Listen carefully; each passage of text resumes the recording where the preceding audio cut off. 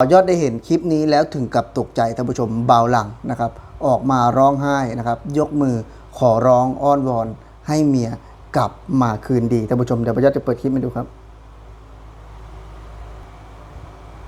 อยู่ต่อไปนะเจ้าแมนแล้วตอนนี้คอยพิษแล้วคอยขาดเจ้าบ่ได้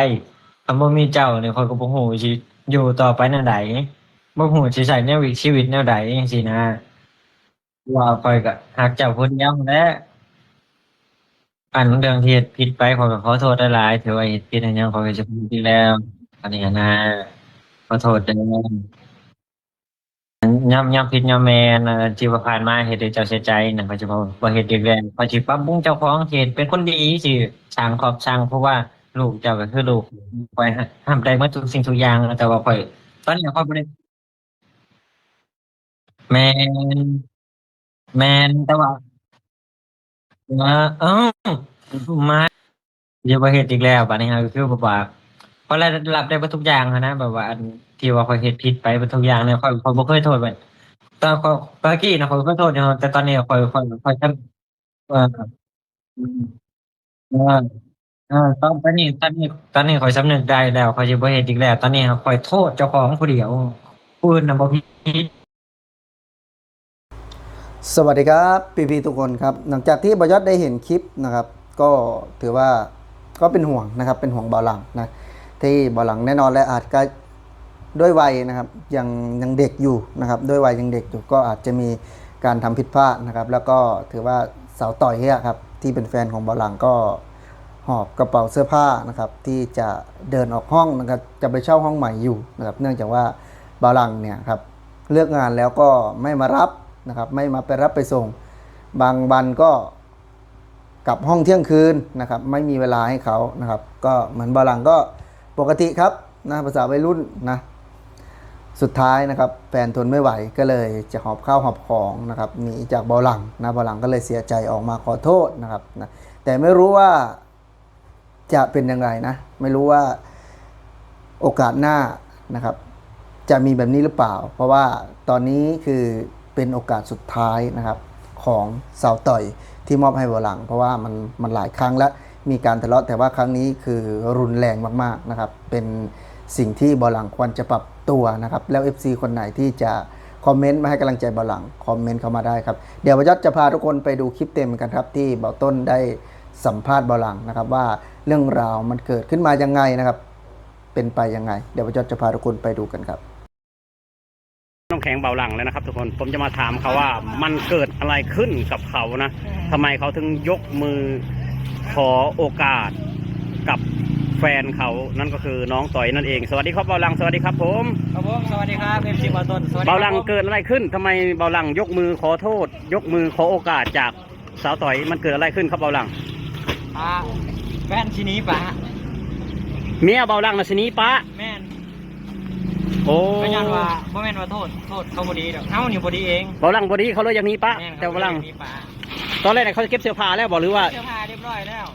เบาหลังเก็บให้เขาหรือว่าเขาเก็บเองเสื้อผ้านะตอนแรกเนาะกระจายอย่างให้ในก็เก็บตะกร้าใส่ตะกร้าเก็บมันเสื้อผ้าใส่ตะกร้าไว้ให้เขาแล้วแหละเก็บเสื้อผ้าเขานี้ใจให้ตั้งใจให้นะพอมาเฮ็ดงานมือนึงเปิดเฮ็ดอยู่มือละคิดอยู่กูเฮ็ดถือคิดคิดมากก่อนจะฟ้องผิดสินะก็เลยแบบว่าเฮ็ดคลิปขอโทษเขาเขาโอกาสเขาโอกาสนี่เป็นโอกาสครั้งสุดท้ายบอกเขาบอกนะเขาบอกว่าอย่างไรครั้งสุดท้ายเขาบอกได้เห็นเสาต้อยกับว่าสุขภาพเยอะกว่าเราอ่ะสิเอารถมาคนตู้เย็นนี้ว่ะสิไปอยู่มองไม้ว่ะบ่อยู่น้ำแล้วว่ะตอนเช้าต้องคุยกันอยู่มันตอนแรกเราเบาลังง้อเขาเลยใจอ่อนว่าตอนนี้นะก็ใจอ่อนแล้วเพราะว่ากลยุทธ์เบาลังเนี่ยเบาลังอันนั้นเบาลังปีดพวกเสื้อผ้าพวกนี้เขาเก็บไว้แล้วเบาลังก็เมื่อนห้องเมื่อตั้งแต่เลิกงานแล้วเบาลังเมื่อตะการเสื้อผ้าต้องเก็บไว้เบาลังก็เอามาใส่ไม่แกนผ้าแล้วก็ใส่ยังใส่ตู้ไว้คือเก่าใส่ตู้ไว้คือเก่าใส่ไม่แกนผ้าแล้วก็แขนใส่แนวตากผ้าแขนไว้คือเก่าเห็นคือเก่าขนาดนั้นคือเก่าเหมือนเดิมมั้งได้ไปหับเมียบ่คืนเมียเลิกงานไปหับบ่เมื่อคืนนี่กับเมียปกติน่ะเลิกงาน3:45วันนั้นกลับไปตั้งแต่3:35ไปนั่งทาเมียไปนั่งทาเลยมานั่งทาเลยจะได้วันนี้ออกมาจากห้างเลยเขาเอาน้ำอยู่บ่เขาก็ไปอยากขึ้นมาอย่างนั้นคุณแล้วเฮ้ยเ ไปอันนะครับเขาก็ไปอยากขึ้นน้ำแล้วก็จะอยากอุ้มขึ้นบนรถ เออ จะอยากอุ้มลงขึ้นรถน้ำเลย เออ อยากขึ้น แล้วเขาว่าบ่เจ้าจะเฮ็ดจักเทื่อเด้อบัดนี้เขาว่าบ่ แน่เขาว่า เขาคู่ขนาดบ่ตอนนี้ เขาคู่ค่ะ คันมีบัดนี้บ่มีโอกาสเรื่องบัดนี้เนาะเขานี้ป้าโลบัดนี้เนาะ เขาเป็นไปเลย สมมุติว่าเขานี้ได้เขาบ่ฟังบ่หลังได้บ่หลังเสียจังไดเอา การย่อมหับในสตากรรมของเราบอกว่าเขาเองสินะประโทษใครโดนที่ใจเขาเนี่ย เออเห็นแต่เบาอิวเอาลงคลิปเบาหลังขอโทษเมียง้อเมียว่าเกิดอีหยังขึ้นว่าตื่นนอนมาเห็นหั่นนะเป็นอีหยังก็เลยมาสอบถามเบาหลังว่าเป็นจังไดมันคือเป็นคลิปดังแท้ไผกระแสหั่นนะ ง้อเนี่ยดูว่าในทิศกัน เออบ่ได้คิดหน้าคิดหลัง เบาหลังเปลี่ยนแปลงแล้วบ่ตอนนี้บัดนี้เปลี่ยนแล้วบ่บัดนี้ ตอนนี้ก็คือว่าสัญญาของเขาแล้วเปลี่ยนแปลงแล้ว เออ อยากเห็นงานมัน เขาให้หยังเขาให้นะเขาเริ่มต้นเขาให้เรื่องอีหยัง อันดับแรกเลยคือบอกว่าให้ที่ลินแล้วก็ไปหับเขาอันดับแรก โอ้ติดลิ้นหลายพวกก็เลยบ่มีเลิกเมียเลิกงานบ่ไปหับเมีย เมียเลยชั่วโมงวานเมียเลิกงานแล้วเนาะนี่เขาโทรมาเลยมาหับแน่คอยเลิกงานแล้วกำลังไปบัดกำลังไปเลยจนฮอดเที่ยงคืน เที่ยงคืนยังในเมื่อว้า ให้เขายางเมื่อเองสินะ เขาก็เลยให้ ทีนึงหัวเถื่อนกันนะ โอ้เนาะถึงว่า คือปัญหาอันดับแรก เขาให้แห้งขนาดเนาะเขาเนาะ ลูกจะให้แน่นอนเฮ้ยเนาะมีรถมีล้างแล้วเขาก็ว่าอยู่อะเขากันจะอยู่กับลูกกับผัวนี่แหละ เลิกงานจะอยู่กับลูกผัว อยากอยู่กับลูกกับผัวอยากมาเลิกงานมาเห็ดกินข้าวกันประมาณนี้นะเฮาบัดออกไปไล่ตามหาเลาะลิ้นน้ำมูน้ำคูไปจังเมื่อห้องกับเที่ยงคืนคิดเองตอนนี้ นี่ก็คือต้นเหตุเนาะต้นเหตุของเบาหลังที่ทะเลาะกับสาวต่อยทุกคนต้นเหตุเบาหลังที่ทะเลาะกับสาวต่อยคือว่าทะเลาะครั้งนี้เป็นทะเลาะที่หุ้นแห้งที่สุดนะเพราะว่าสาวต่อยก็อยากเอาเสื้อผ้านี้แล้วอยากไปเช่าห้องอยากบอนอื่นแล้ว แต่ว่าเบาหลังนั้นเฮ็ดคลิปง้อเมียง้อเมียนบย่อมือ คลิปอะไร ฮะ ให้คลิปอะไรอันเฟซเขาก็บอกจะชี้ต่อทางไหนยังแต่ติ๊กต็อก เฟซกับบล็อกเฟซเมียบล็อกโชว์ติดต่ออะไรเลย ยังแต่ติ๊กต็อกนั่นที่ว่ายังติดต่อได้เลยลงคลิปมือนั่นหันเอาคลิปลงแต่เพลงกุ๊กฮักนั่นเอง ลินในเพลงองฮักให้เมียเบิ้ง เนี่ยเบิ้งนะเขาก็มาซองมึงยุ่งจะของกันเขาจะลงแล้วพุ่นกันโดนก็ไปกดเบิ้งเที่ยวว่าเขามาซองบ่เขามาซองบ่เขาก็มาซองเนี่ยมีความดีใจในหนึ่งแล้ว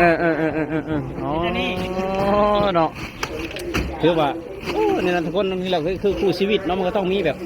ทะเลาะกันแน่ให้กันแน่เนาะอยากค้นคล้องนี้จากห้องแน่สุดท้ายก็อยู่กันคือเก้าเป็นคู่ชีวิตทุกคนคู่ชีวิตผมมีคู่ชีวิตได้ดอกที่แบบว่าหวานหอมตลอดไปมันก็ต้องมีคมแน่ทุกคนเนาะ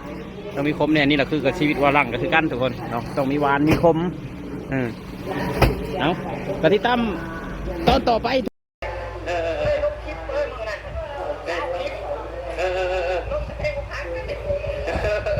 ลินในเพลงฮักให้เมียเบิ้งเขาก็มาซองมึงยุ่งจะของกันเขาจะลงแล้วหมดกันโดนก็ไปกดเบิ้งที่ว่าเขามาซองบ่เขามาซองดีใจในหนึ่งแล้วเนาะคือว่าเนี่ยทุกคนมันมีเราคือชีวิตมันก็ต้องมีแบบทะเลาะกันแน่ให้กันแน่เนาะอยากค้นคล้องนี้จากห้องแน่สุดท้ายก็อยู่กันคือเก้าเป็นคู่ชีวิตทุกคนคู่ชีวิตผมมีคู่ชีวิตได้ดอกที่แบบว่าหวานหอมตลอดไปมันก็ต้องมีคมแน่ทุกคนเนาะต้องมีคมแน่นี่แหละคือกับชีวิตว่าร่างก็คือกันทุกคนเนาะต้องมีหวานมีคมตอนนี้ตั้มต่อไปทุกคนเบาร่างนี่เล่าสิเปลี่ยนแปลงหรือว่าเล่าสิคือเก้าอีกคันคือเก้าก็ต้องชิมาท่ายให้พี่น้องเบิ่งอีกพี่น้องอยากตำหนิเบาร่างอะไรก็ตำหนิเลยนี่เบาร่างก็ยอมพับพิษแล้วยอมพิษ นั่นก็เป็นคลิปของเบาหลังนะครับที่คือตอนนี้นะครับก็มีปัญหานะครับทางด้านครอบครัวนะครับก็อยากให้ทุกคนนะครับมาช่วยเป็นกำลังใจให้เบาหลังนะครับหรือว่าคนไหนอยากตำหนินะครับก็คอมเมนต์นะครับเข้ามาพูดคุยกันได้ซึ่งบอยอดเองนะครับเป็นคนหนึ่งที่เห็นนะครับน้องๆที่มีครอบครัวใหม่นะครับก็ถือได้ว่าเป็นเรื่องเหมือนกับครอบครัวนะมันก็มีการทะเลาะกันบ้างนะครับแต่ว่าแน่นอนว่าถ้าเราสู้วิกฤตนี้ไปมันก็คงจะผ่านไปได้ด้วยดีก่อนหน้านี้ก็ เบาอิ๋วนะครับน้องชายของเบาต้นนะที่ทะเลาะกับเมียนะครับอันนั้นก็เคสนั้นก็เป็นเคสที่ใหญ่มากๆใหญ่กว่าเบาหลังอีกนะครับเนื่องจากว่าเบาอิ๋วเองเนี่ยก็คือเผลอใจนะครับนะไปหาหญิงอื่นนะครับแต่เบาหลังเนี่ยยังไม่ถึงเลยเถิดขนาดนั้นเบาหลังเนี่ยก็คือติดเพื่อนนะครับติดของมึนเมานะก็เลยอาจจะเลิกงานแล้วนะครับเลิกงาน5 โมงเย็นแต่กลับห้องเที่ยงคืนตี 1ทุกๆวันทำทุกวันนะครับจนเวลามันผ่านมาหลายเดือนก็ทางเมียเองเนี่ยก็ไม่โอเคนะครับก็เลยจะหอบเสื้อผ้านะครับหอบข้าวหอบของนะครับหนีจากบาลังก์สุดท้ายบาลังก์ก็โทรก็ไม่ติดนะครับนะก็เมียบล็อกเฟซก็เลยออกมาขอโทษนะครับผ่านสื่อนะว่าจะไม่ทำอีกแล้วนะครับจะสำนึกผิดนะครับเป็นคนใหม่นะครับนั่นคือจากปากของเบาหลังแล้วทุกคนคิดว่าเบาหลังเนี่ยจะสามารถปฏิบัตินะครับตามคำพูดได้หรือเปล่านะครับให้ทุกคนคอมเมนต์พูดคุยกับเบายอดมาได้ครับสวัสดีครับ